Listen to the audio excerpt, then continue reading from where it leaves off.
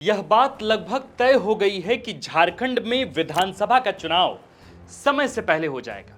हमारा अनुमान है कि दिसंबर में झारखंड सरकार के कार्यकाल खत्म होने के लगभग 2 महीने पहले ही चुनाव संपन्न हो जाएंगे और नवंबर के पहले सप्ताह तक झारखंड में नई सरकार का गठन भी हो जाएगा। इस लिहाज से सितंबर में चुनाव की घोषणा होने की संभावना है। यानी कि अगर मीडिया में छप रही बातें सही है, हमारा अनुमान सही है और राज्य की सरकार की रणनीति को हम सही समझ रहे हैं, तो झारखंड में विधानसभा चुनाव में अब से केवल 2 से ढाई महीने का ही समय बचा है। 81 सीटों के लिए 2.5 महीने का समय बहुत कम है। इसलिए आपको झारखंड की सियासत में हलचल देखने को मिल रही होगी। हेमंत का सत्ता में वापस आना, मंत्रिमंडल में नए मंत्रियों को जगह मिलना और विपक्ष की तरफ से कई तरह के कार्यक्रमों की शुरुआत करना, ये सब चुनाव की आहट के साइड इफेक्ट्स हैं। चुनाव समय से पहले होने का सीधा फायदा इंडिया गठबंधन को होता दिख रहा है। सरकार के खिलाफ एंटी इनकम्बेंसी का आसमान फिलहाल हेमंत के प्रति सिंपैथी की धूल से ढका हुआ है। तमाम तरह के असंतोष पर झारखंड मुक्ति मोर्चा का विक्टिम कार्ड हावी है और हेमंत की सरकार में वापसी का भी अच्छा खासा प्रभाव देखने को मिलेगा। दूसरी तरफ भाजपा अभी तक लोकसभा में मिली हार से उबर नहीं पाई। कम समय मिलने से उनके लिए दिक्कतें बढ़ेंगी। हालांकि वे भी अपनी तैयारियों में बहुत कायदे से जुट चुके हैं। इस बीच भाजपा की तरफ से एक अहम फैसला किया गया है, वह है शिवराज सिंह चौहान और हिमंता बिस्व शर्मा को झारखंड का प्रभारी और सह प्रभारी बनाया जाना। झारखंड जैसे आदिवासी स्टेट में, जहां की पूरी राजनीति ही आदिवासी सेंटर्ड है और जहां भाजपा लगातार असफल रही है, कम से कम 19 के बाद से तो जरूर, वहां 2 गैर आदिवासियों को प्रभारी और सह प्रभारी के रूप में नियुक्त क्यों किया गया है? आखिर झारखंड में भाजपा किस रणनीति पर काम कर रही है और हिमंता बिस्व शर्मा के प्रभारी बनने से झारखंड भाजपा में क्या बदल सकता है? हेमंत सोरेन हिमंता बिस्व शर्मा को जितने हल्के में ले रहे हैं, क्या उससे नुकसान हेमंत या उनकी पार्टी झारखंड मुक्ति मोर्चा को हो सकता है?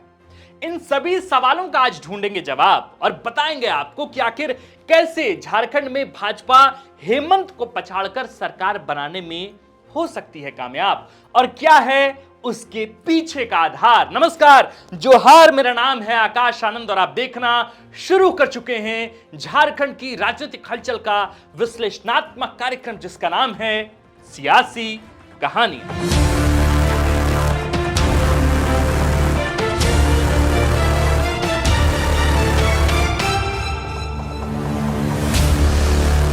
भाजपा की राजनीति को गौर से देखने पर ऐसा मालूम पड़ता है कि हाल के दिनों में वे यूपी के सीएम योगी आदित्यनाथ से अधिक स्पेस हिमंता बिस्व शर्मा को दे रहे हैं। हिमंता एक फायर ब्रांड नेता की छवि हासिल कर चुके हैं और अपने अग्रेसिव पॉलिटिक्स के लिए जाने जाते हैं।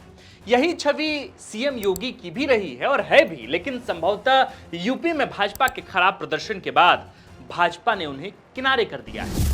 हो सकता है कि इसकी और भी वजहें हों, लेकिन इतना तो जरूर है कि झारखंड जैसे जरूरी राज्य के लिए जिन 2 प्रभारियों का चयन किया गया है, वो दोनों ऐसे राज्य से आते हैं जहां इस बार लोकसभा चुनाव में भाजपा का प्रदर्शन जबरदस्त रहा है। दूसरा सवाल था कि दोनों गैर आदिवासी चेहरों को झारखंड का प्रभारी सह प्रभारी क्यों बनाया गया? देखिए, हिमंता या शिवराज सिंह चौहान को यहां चुनाव लड़ना नहीं है। यहां वे चुनाव लड़ने नहीं आ रहे हैं, वे केवल रणनीति और संगठन के स्तर पर मार्गदर्शन करेंगे। ऐसे में उनका आदिवासी या गैर आदिवासी होना कोई बहुत बड़ा फैक्टर नहीं है। महत्वपूर्ण यह है कि जिन राज्यों से वे दोनों आते हैं वे आदिवासी बहुल राज्य हैं और गैर आदिवासी होने के बावजूद वे दोनों अपने अपने राज्य के मुख्यमंत्री हैं या फिर मुख्यमंत्री रह चुके हैं। यानी कि आदिवासी वोट बैंक को साधने का हुनर उन्हें कायदे से आता है और वे इस काम को बखूबी पहले निभा भी चुके हैं। इस लिहाज से निश्चित रूप से यह भाजपा का सराहनीय फैसला है। यह भी नोट करने वाली महत्वपूर्ण बात है कि असम और मध्य प्रदेश से झारखंड काफी हद तक जुड़ा हुआ है। असम में तो झारखंड की जनजातियां रहती हैं, निवास करती हैं और मध्य प्रदेश के साथ तो हम अपना बॉर्डर साझा करते हैं। साथ ही कई स्तर पर हम एक जैसे राज्य की श्रेणी में आते हैं। हिमंता भले ही सहप्रभारी हों, लेकिन उनकी एक्टिविटी झारखंड में ज्यादा बढ़ी है। हमारी जानकारी के मुताबिक उन्हें केंद्र से यानी दिल्ली से और शीर्ष नेतृत्व से यह स्पष्ट निर्देश है कि वे राज्य के आदिवासी नेताओं को पहले एकजुट करें और इसी हिसाब से अपनी रणनीतियां तय करें। हेमंता ठीक वैसा ही कर रहे हैं। वे झारखंड भाजपा के आदिवासी नेताओं पर फोकस कर रहे हैं। यह बहुत ही दिलचस्प मामला है कि हेमंता इन नेताओं से कार्यालय या किसी होटल या रिजॉर्ट में एक साथ मुलाकात नहीं कर रहे, बल्कि व्यक्तिगत रूप से उनके घरों में जाकर उनसे मुलाकात कर रहे हैं। अभी तक लगभग 10 आदिवासी नेताओं के घर जाकर हेमंता बातचीत कर भी चुके हैं। इसका असर यह हो रहा है दोस्तों कि जो आपसी कलह या कहें कि मतभेद भाजपा के बड़े नेताओं में, झारखंड भाजपा के बड़े नेताओं के बीच है, वह खुलकर प्रभारी के सामने आ रहा है। जब प्रॉब्लम आइडेंटिफाइड हो जाए तो फिर उसका सॉल्यूशन ढूंढना आसान हो जाता है। यानी भाजपा की पहली रणनीति है संगठन के ऐसे नेताओं को एकजुट करना जो आदिवासी वोट बैंक को भाजपा के पाले में लाने में अपनी महती भूमिका निभा सकते हैं।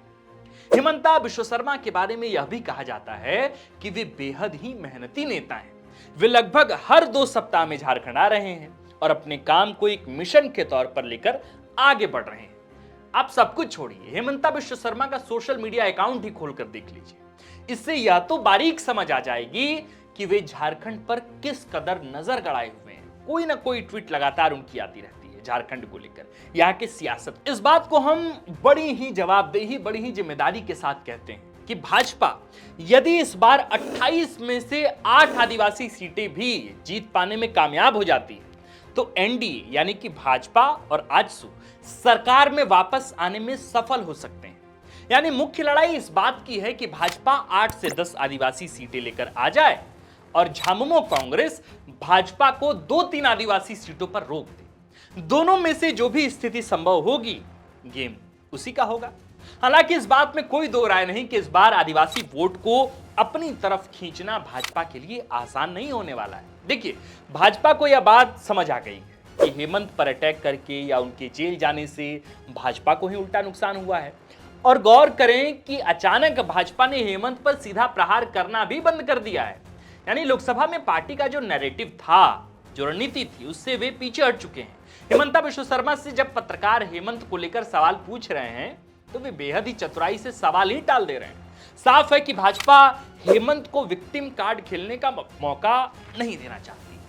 ऐसा करने के लिए जरूरी है कि हेमंत और उनकी जेल जाने के विषय को अप्रासंगिक कर दिया जाए या फिर अप्रासंगिक करार कर दिया जाए। लेकिन मैं फिर उसी बात को दोहराना चाहता हूं दोस्तों कि जब तक भाजपा झारखंड के आदिवासियों को लेकर कोई स्टैंड तय नहीं कर लेती और जब तक उनके पास आदिवासी हितों से संबंधित ऐसे मुद्दे नहीं हों जो उनके अस्तित्व से जुड़े हों या उनकी भावनाओं से जुड़े हों, तब तक मुझे व्यक्तिगत तौर पर भाजपा के लिए राह आसान नजर नहीं लगती। बहरहाल जो भी हो, इस बीच इस बात का उल्लेख जरूरी है कि राज्य की राजनीति में एक नया धड़ा आया है।